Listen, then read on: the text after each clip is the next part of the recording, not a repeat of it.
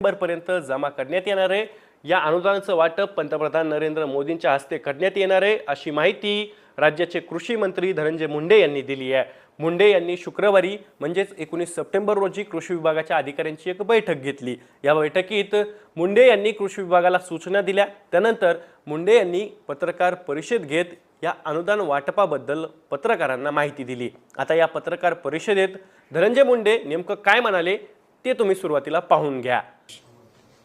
26 September 2024 रोजी देशाचे आदरणीय पंतप्रधान नरेंद्र मोदी साहेबांच्या शुभ हस्ते या ठिकाणी या कापूस आणि सोयाबीनच्या भावांतरचे प्रति हेक्टरी 5,000 रुपये, कमाल मर्यादा 2 हेक्टरपर्यंतची वाटप हे 26 तारखेला करायचं नियोजित आहे। आणि आम्हाला असं वाटतं की